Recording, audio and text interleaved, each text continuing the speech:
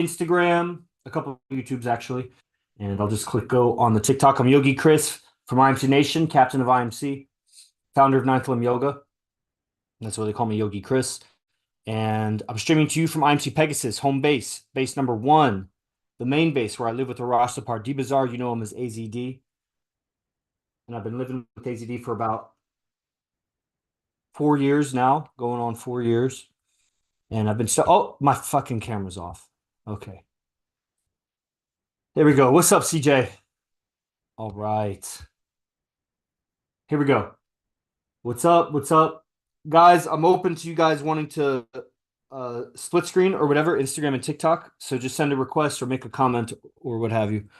Okay, so this is gaming strippers. And we use that as a really good arena to practice social dynamics, even though there's obviously a lot of charades and theater and whatever in a strip club. The girl is using her nudity and her touch and whatever to get you to, pay money, get dances, basically go unconscious. If you're looking at it at a more metaphysical and spiritual level, she's making the man go unconscious in his lust and imagining whatever he's imagining, thinking he's getting somewhere or whatever. And she's completely lying, like almost always completely lying. Now, never mind that people are indirect and don't really know how to communicate, so they're not saying what they mean. I don't mean that kind of lie where people are just bad communicators. I mean, she's playing the guy, making him intentionally making him think, she's leading him on, whatever. And so there's the game, because to the guy that knows that, but still goes to the strip club, he knows that she's leading her on. Now, that'll only go so far, because as soon as she gets that you get what she's doing, she's going to lose interest in talking to you because she's there working. She wants to talk to the guy that's a chump that she could just get money from. That's what she's there doing. So if you know the score, as they say, if you know what she's up to and what's going on, but you can still entertain her, make her laugh, trigger attraction, basically, and make her desire. Wow, now you're like, what? You're making her do that. Well, how do you know? Because she's there playing guy. She's lying to everybody. So hold on. This is important, guys. I'm getting a text thread here.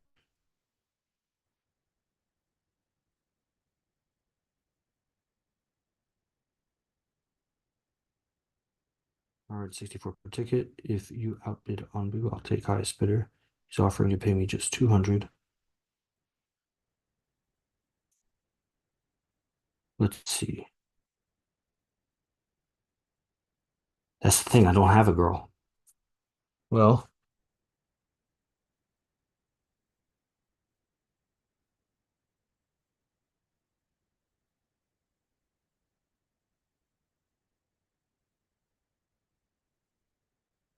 I sent that also.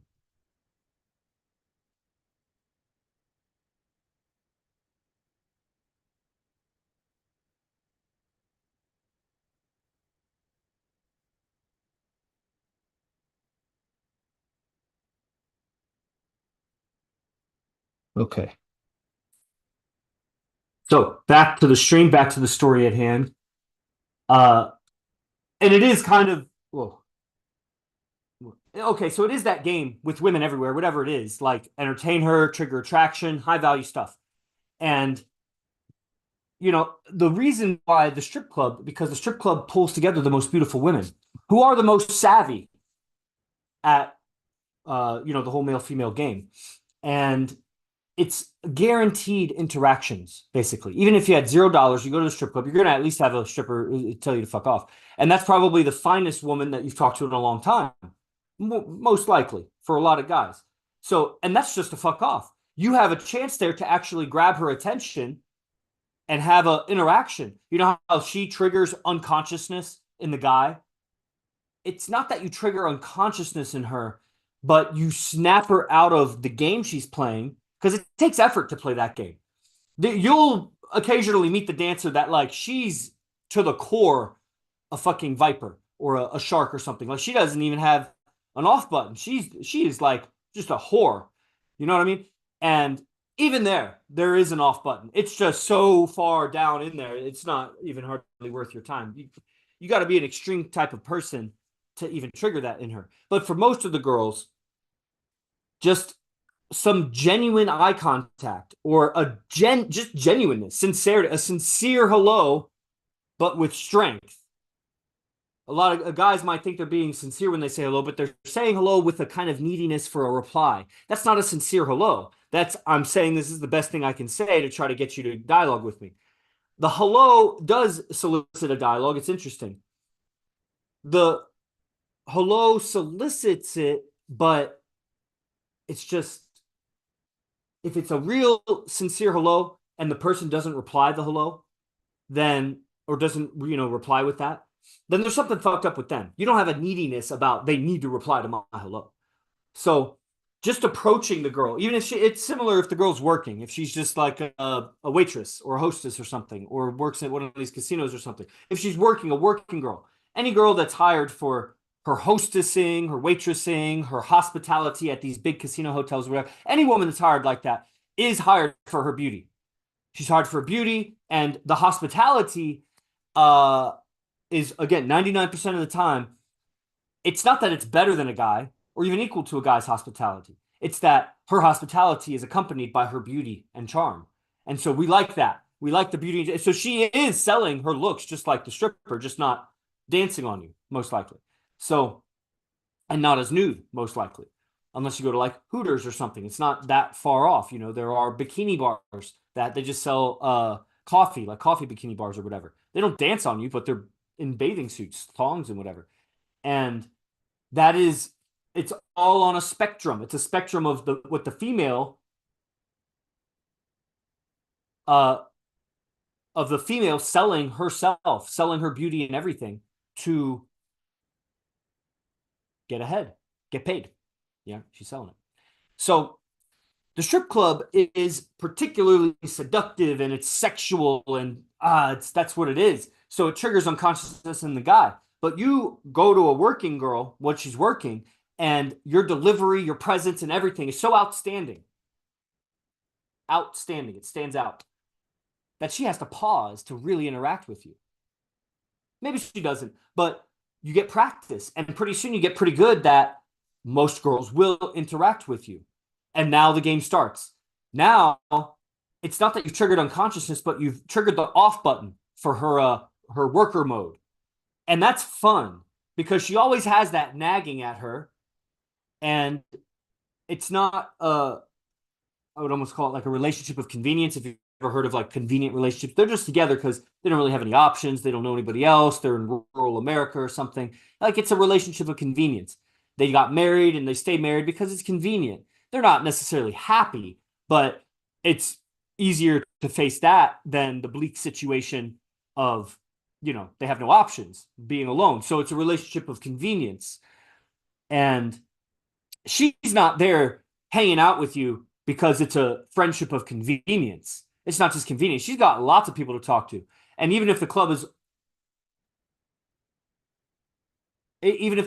empty, not a lot of guys, she'd rather talk with some of her girls there, or just get on the phone and be messaging, doing whatever. She has a life, or messaging clients, tricks, or whatever. Come see me at the club or whatever. Like, she's about her money. So even if there's no one to talk to, she's not there talking to you because it's convenient for her. She always has that value offering nagging at her where she could make money. She's here to make money. She put on makeup and everything, looks good, and it's not an easy thing to walk around in your swimsuit with the opposite sex who are bigger and stronger than you and want to grope on you and whatever. Like, you got to overcome something to do that. Even if they overcame it or much earlier in life, they've had to overcome that. And so she's there doing something. She's not just bored sitting down with you. Man, okay, I'm getting text threads, so I just gotta handle it. It's about, dating strippers or whatever. So 1 second. I'll come right back. Stay tuned. Comment if you're liking this, what you think about it, or whatever. Okay.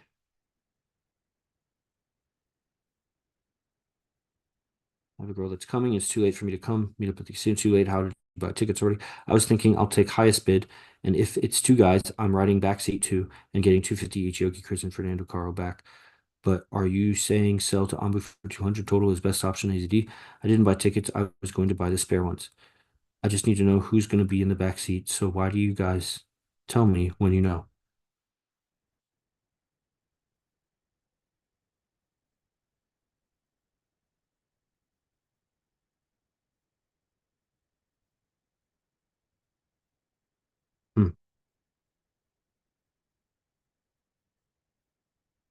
Okay. So back seat is split 500 two ways for 250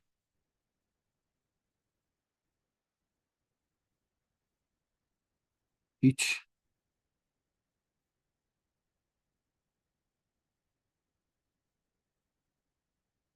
And we send to AZT or to you. Okay. Back to the matter at hand. Okay. So dancers are notoriously flaky, and women are notoriously flaky, and beautiful women are notoriously flaky. So beautiful dancer women are very, very, very flaky. But that's again part of the game. So you go to the club and you're working it. You captured her attention. You're triggering attraction, so you think, and you may get to the point where you get her number, you get her Instagram, not realizing she's not that interested in following up. It was interesting while you were there at the club, gave her a great conversation, cleared her energy, cleared her head, whatever. She got some value from it, but not going to meet you up out of the club. I mean, she knows you met her at the club. She's practically naked, sexy, you know. Okay, well, I got to write this guy a message. This guy's struggling. So we'll just go 10 more minutes. So, um, what was I saying here? So you get these Instagrams, you'll get these numbers, you'll message them. They may reply, they may not. If they do reply, it still may go nowhere. You'll get frustrated. I've gotten 100 Instagrams, 100 telephone numbers from strippers in different strip clubs. You know what I mean? How many have I met up outside of the club? It's a minority, like 10. I don't know. There's a lot of girls that maybe less, maybe 8. It's just what it is. Like, and that ratio gets higher and higher as I move forward or whatever, and it'll accumulate because now I'm plopped down in Vegas. So a lot of the girls I have their contacts now in a month, in 6 months, in a year. At some point, we'll meet up outside. So the longer you're at it, going to those venues, then if you try to come here for a week and get a girl to meet you outside of the club, it's going to be hard. If you come here for a year, it's more likely. Come here for 10 years, it's guaranteed. And so working it, um, then you get better at realizing when I'm talking to her, you'll start, once you start getting some successes. Some girls do meet you out of the club. What do we do when we meet out of the club? That's what I'll talk about in a second. But when that happens, when it works, when she actually shows up as a friend, as a potential lover, or whatever it is, meets you, really it's a friend. She just meets you as a friend. I don't know anything about the sexuality, but I know that we've been flirting, but we met in a strip club at your work. I'm a sexual guy, so we're always going to be flirting. I just flirt, whatever it is. Sometimes that comes in the form of teasing her and whatever. And so it doesn't always look like jovial and, romantic. That's not what it is. But the tension, the sexual tension is there. It's like you feel it. There is a palpable sexual tension. And, but that doesn't mean you're going for sex. She just meets you out of the club as a friend. When she does that, then you'll realize how the interaction was when you were in the club with her. What kind of interaction results in a girl meeting you outside the club? You thought all those other girls, you got their numbers and Instagrams, and you thought, well, this went well. She's definitely going to be mine. Never meets you out of the club, doesn't reply to your text. Later, this other girl that you were thinking it was good, whatever, it was a good set, we call it, good interaction. And then she ends up meeting you outside the club. And it's clear that she's into you. And it's like, oh, that's what a real interaction feels like in the strip club. When it's real. The other girls, they were maybe kind of real for what it was. Maybe they weren't real at all. The other day, I was interacting with one. I was convinced it was real. At the end, I realized it was all a game. I was like, damn, that was good. She didn't take me for anything. I don't get taken for things like that. But, I realized when I tipped her, and the tip was much under what she was expecting because she was one of the prettiest girls there. And her attitude said something, and it was interesting. It's not done between her and I because, I mean, let's be real. Even against celebrities or very, very high value, handsome or rich or everything, whatever, there is a quality to me that I've developed that is unique and it is valuable and it's not common. And even if she knew a guy greater than me, it would be noteworthy to meet me because it's so rare. And so I know it leaves an impression. Not a big deal. But, I'm pushing it far. I'm pushing the edge of what I'm able to do. So as the girls meet you outside the club, you start to realize, oh, that girl, that interaction, that was real. That was real. As you meet the girls outside the club and you see how they act out of the club, because they have the habits of a stripper. I mean, strippers behave differently than regular girls, especially around guys, and just, man. So you'll see different levels, girls that respect you when they're out of the club, girls that don't respect as much. They're more aware, less aware. Like the girl outside the club is slightly different to maybe a lot different, but she's meeting you out of the club. So that means she liked you. That means whatever interaction you had with her in the club, whatever she was giving you was actually she was liking you and good enough that she was going to meet you out of the club. So you start to measure, what is that like? Now you're playing the game, really. You got the game where you go to a place where she's busy by all these other options. You grab her attention. You have a great enough conversation or interaction that she sticks with you instead of working, or goes and works and comes back and comes back and comes back. Exchanges contact with you and meets you out of the club. And then it just goes on from there. Now you got a girl that you meet, a girl, what do? You date her, you go forward with it. And that's the game. The club has done the hard work for you of pulling together some beautiful women. And now you have an uphill climb because it's a pretty fucked up environment when you think about what a strip club is. I mean, it's natural, probably existed all throughout human history, but just what it is, you're going into the depths of, the sinister to, develop your strength, your social strength, knowing that you're socializing, your social experience as a human is so for the purpose of mating that it's mind-boggling. Like, you really aren't interacting with people for much other reason. War, to fight, to band together, maybe some banding together for protection of the tribe or whatever, but that's amongst the guys. And so, like, that's war. That's the beginnings of war. And at the end of the day, you're protecting your tribe, meaning you're protecting a lot of people other than you, because animals aren't going to go after a band of warriors. They're going to go after the babies and the women, and the men have to band together to protect them. The lions go for the weakest. They don't go for the strongest. They might pick off the strongest if it's right in front of them, but they go for the easy targets. The fat one that can't run as fast, he gets that one, not the fastest. So, that's what men would be coordinated. That's mating. That's very natural mating. Have sex, have offspring, protect them until they're grown. Okay, that's like what humans are here to do. But then, really, what do they go into war for? To conquest, for resources, land, women, and the land and resources so that they can raise the women and the kids, use the women to raise the kids. Like, it's all the coordinated effort of war is that. And then the social, parties or, just basically the interactions between men and women is so about that mating agenda that if you're going to develop your character as a person, a personality, a charisma, empathy, or an ability to understand people, how emotions play into this thing, like what are their wants, what are their needs, what are their fears, yourself, what are your wants, needs, fears, like you actually are illiterate. You're illiterate to your own emotions. You're just like numb to them.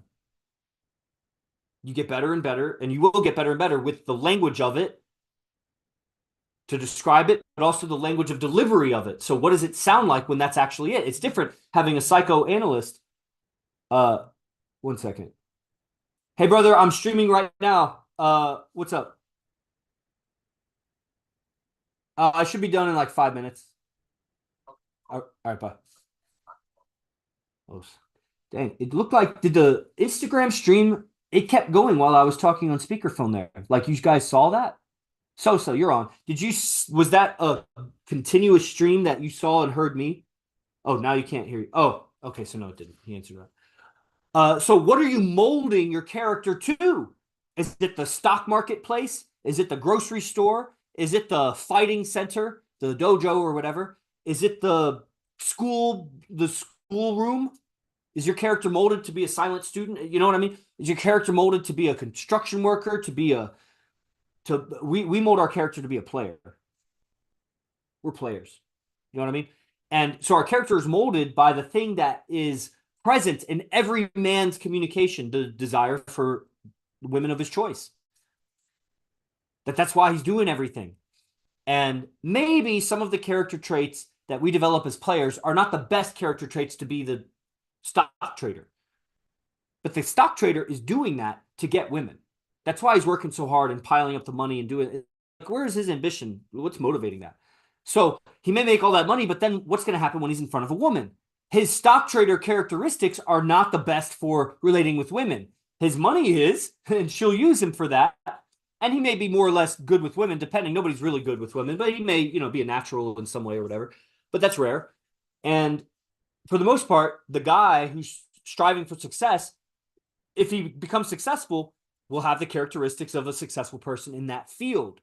But no field is educating man on relationships. I went through 24 and a half years of education, high school diploma, graduate degree, PhD degree, nothing about male-female relations.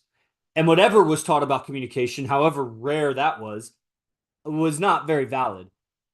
The person teaching it was not a good communicator. It was just words on a page, maybe. So I didn't learn about that stuff. So I was getting really good at what I was doing. And that's what everybody in every field, they get to, I don't care if you're a pro soccer player or something, you get really good at the soccer, you're not better at relationships. You actually will get worse. Now, if you're famous, celebrity, you may attract a lot of women. You drive up in the Lamborghini or whatever, you flash a lot of money, like you will attract, and so you'll gain experience by interact, but it'll be a certain kind of experience. Like how the stripper gains experience interacting with men, but it's lustful men that are groping at her, that are thirsty and hungry for sex. She gets that experience of men.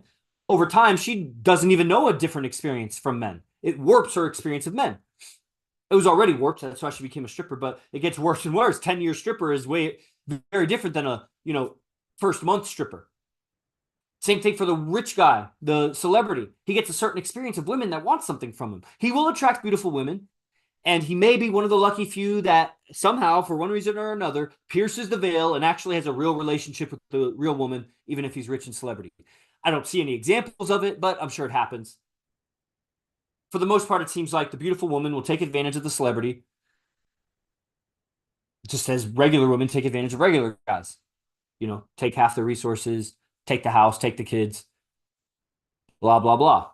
So the celebrity guy, he's going to have a certain experience of women. He's not even going to know how to relate with women.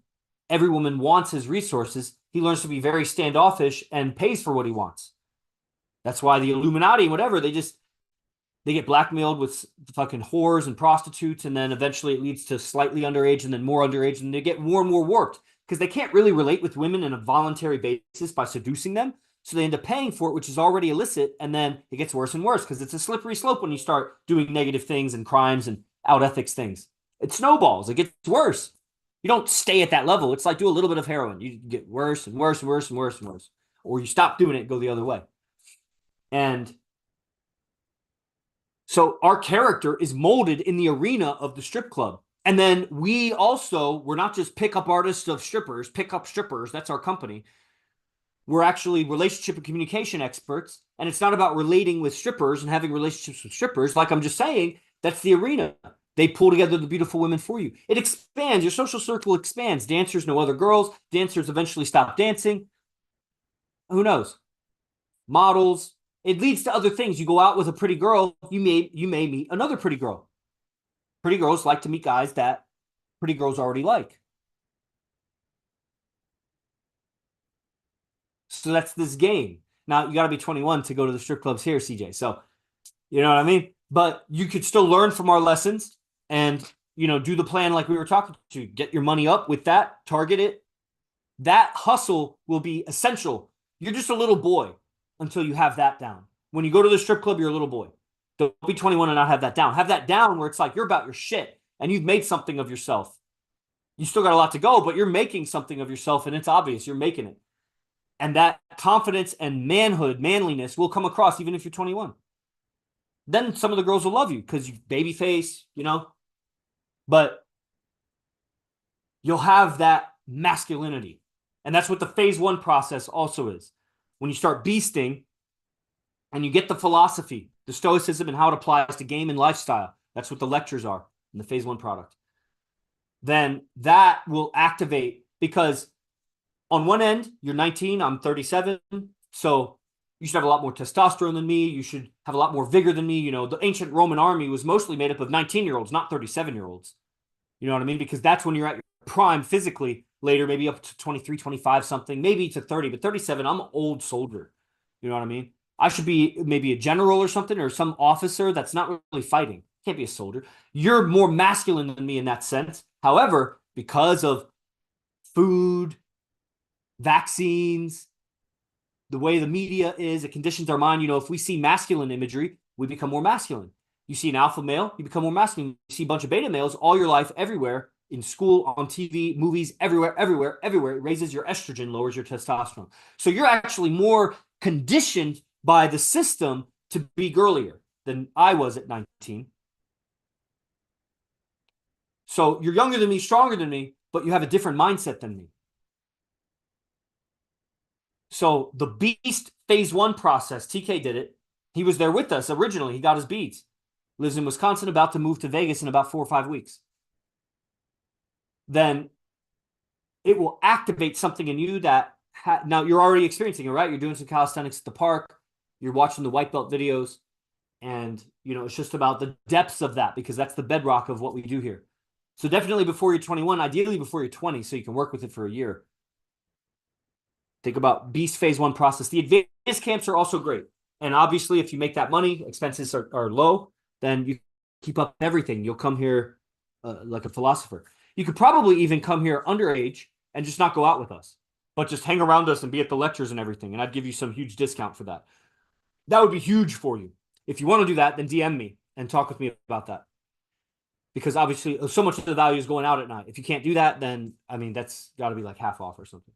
Okay, everybody, I got to call back Oracle. Call back Oracle.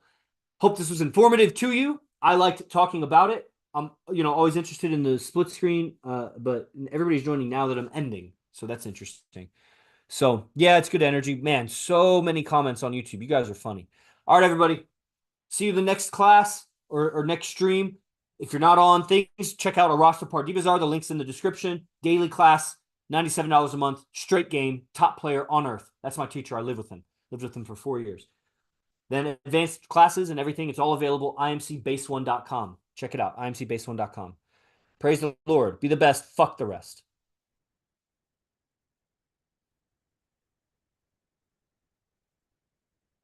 Yeah, you're welcome, man. Oh, I should have been reading these comments, period. You're welcome, you're welcome, you're welcome, you're welcome. Yes, yes. I don't recognize everyone. You guys are... What's going on here? Everyone's a player. Nobody's a player. You're not a player. Nobody you know is really a player. Okay. This and that. Sosa. Okay.